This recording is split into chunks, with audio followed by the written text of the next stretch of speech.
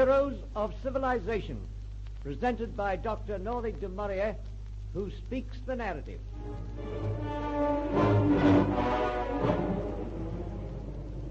Born in the village of Bathgate, 20 miles from Edinburgh, Scotland, in June 1811, James Young Simpson, who gave the world anesthetics, commenced life a fortunate person. For he had a wonderful mother in Marie Gervais, a Huguenot, by direct descent, and an honest, hard-working Scottish father in David Simpson, the village baker. Prior to Simpson's time, an operation was a ghastly, almost barbarous business, performed by a surgeon who was either utterly callous or absolutely unnerved by the dreadful torture he was inflicting. Simpson was neither callous or nervous. He was intelligent, fearless, sympathetic, the ideal surgeon. We find James Simpson's parents in their quiet, humble home at Bathgate in 1830. Mr. David Simpson and his wife Mary are impatiently awaiting the homecoming of James, who is expected back from Edinburgh after having passed with honours through his final medical examination. Oh, David, I'm wild with delight. Fancy our James only 19 and a doctor. And now he's coming home. Isn't it wonderful? Oh, I can't wait for the coach to come. Quiet, Mary. That French blood of yours is on the boil again. You'll finish in a fainting fit and be your son's first patient. Now, don't try to pretend, David. You're just as excited yourself. And as for my French blood, you can thank that for giving you a son of such quick wit. Aye. Well, I hope that his Scottish blood gives him a sense of finance. He'll need it to make up for the expense of his schooling. But it's been worth it for such a clever boy, David. Fancy being a doctor at 19. Aye, and having to wait 2 years before he's old enough to practice. Seems to me like fire in the oven before the bread is ready to bake. Oh, James, it's him. Run, quick. Dinner fash yourself. Father, mother dearest. Oh, James, you've grown so. Are you well? Of course he is. Stop fussing over the lad. Let his father have a word. Well, James, my boy, I'm proud of you. Thank you, Father. But it's to you and Mother here that I owe it all. Well, it's to be hoped you make something of it. That is when you're old enough to practice. Yes, Father. Of course he'll do well. Will you please keep quiet a moment, Mary? Now, son, what are you going to do till you can practice as a doctor? It's 2 years, you know. I was thinking, Father, you might be able to use me in the bakery. Aye, it's a possibility. But bacon ain't brains. Your mother argues with me about sending you to the Royal College of Surgeons. Would that do you any good? Father, David, you let him go. Yes, why not? The Simpsons have always been good bakers. And a butcher in the family will not go amiss.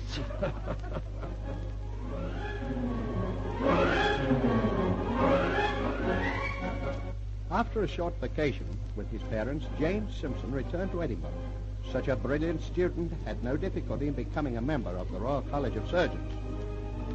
Early in 1831, Simpson, with his friend Dr. Marsh, is going to the operating theatre in the Edinburgh Infirmary to see Angus MacLeod, the great surgeon, perform an amputation.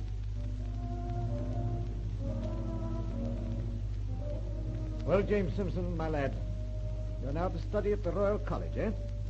Well, they'll soon make a surgeon or a nervous wreck of you here. I trust they'll not make a wreck of me, Dr. Marsh. It's been most difficult for my parents to get me this far in medicine. I mustn't fail. Your mother is very keen to see you a practicing doctor, James. She wrote me about you. Yes. I often think Mother's more ambitious to see me a successful doctor than I am myself. Well, whatever it is, James, you've done very well. You must be one of the youngest members here. Oh, there is MacLeod's assistant coming in now. See, the one in the dirty grey coat with the needles and threads in his lapel. Wherever did he get that filthy coat? Oh, that's his operating coat. But wait till you see the one MacLeod wears. It's supposed to be the dirtiest garment in the college. Oh, then that must be Mr. MacLeod coming in now. For I've never seen a man in a filthier coat. Yes, that's MacLeod. He's in a good humor, too. See, he's going over to the bench and having a drink with those third-year students. When will he operate? Well, immediately, I should say. Yes, there. They're carrying in the patient now. See, he's being strapped to the table. Laddie looks drunk. Oh, he would be. MacLeod is rather humane. He gives port wine and laudanum before an operation like this. It dulls the senses, you know. Can they not find any better way to stop pain? Oh, there is some talk about gases and volatile drugs. But I'm afraid it's just talk and no more. Come on, let's move over closer. We'll miss the operation. McLeod is unbelievably fast. Military experience, you know. Out of the way, please. Will I be all right, Doctor? Oh, Doctor. Now, gentlemen, is everyone in position? Will I be all right, Doctor? Of course you'll be all right, my man. Oh, be as quick as you can, won't you, Doctor? You know, I'm afraid of pain. Yes, but it won't last long. Ready, gentlemen? Oh. Quickly, Davis, quickly. Artery forceps. Ligatures, Watson. Move quickly. That basin, Philip, that basin. Well, come along in here, laddie. Let's get away from it all. Well, James Simpson, what do you think of your first experience in the operating theater? James, my boy, do you hear me? What do you think of surgery? Surgery? Is that what you call it? Oh, come now, James. You mustn't let those sights unnerve you. Never make a surgeon that way. Oh, I'll see it through, sir. Because I'll need to know surgery to accomplish the task I've just set myself. I don't quite follow you, my lad. I shall never efface from my mind the horrors of the last few minutes. Nor shall I be content until I've discovered a means of rendering a patient insensible to pain while an operation is being performed.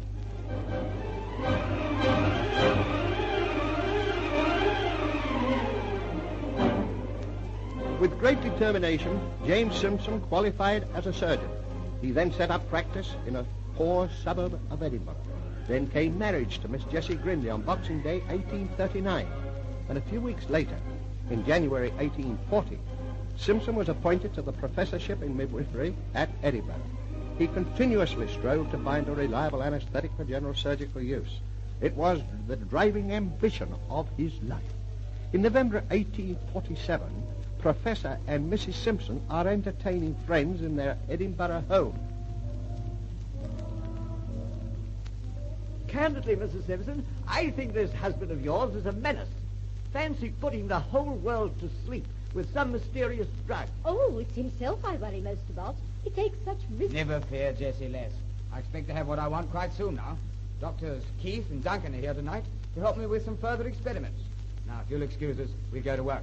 Now, come along, Duncan. You too, Good. Keith. Well, ready. Follow me. Now, gentlemen, let's finish these tests. Duncan, supposing we try this fluid sent by line playfair. Worked well on those rabbits yesterday. I propose to inhale while you two observe me. No, it's a grave risk, Professor. I agree with Duncan, sir. Nonsense, the rabbits recovered. Suppose we open the hatch and examine them again, sir. Very well. right, yeah. Let's look at the rabbits. Here. They're all huddled in the corner. Come on, my beauties. Show yourselves. Those rabbits are dead, Professor. So they are, Duncan. Well, that stuff of playfairs can't be what we're looking for. That's most unfortunate. Great heavens. Professor, it's just as well you didn't try it on yourself. You might have lost your life. No, Keith. The devil guards his own. Now, where's that stuff sent by Weld of Liverpool? Chloroform, I think, was the name he gave it. Thought I left it on the shelf. Here it is, Professor. Sweetish and not unpleasant. Suppose we try some. Well, why not try it on the rabbits first, Professor? All our rabbits are dead, Duncan. Besides, I have every confidence in Weld. He tells me this drug's safe in small quantities. We'll try it. Dr. Keith, and you, Duncan, I believe we have something here which will save humanity endless suffering. Are you willing to try it with me? That's what we're here for, Simpson. I'm certainly ready. Well, there you are, Duncan. There's yours, Keith. We'll remove the cork and inhale from the bottle slowly, breathing deeply. You ready? Yes. Right. Why, this has got me. I'm... Hold on to me, someone. I'm going... Great heavens! What's happening in here? James! Oh, James! It's all right. All right, Jessie. We've got it, my dear. Thank God. We've got it at last. Anesthesia. Oh.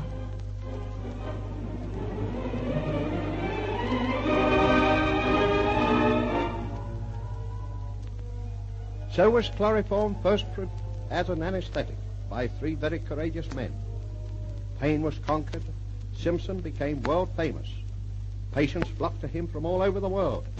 Then the medical fraternity and even the churches.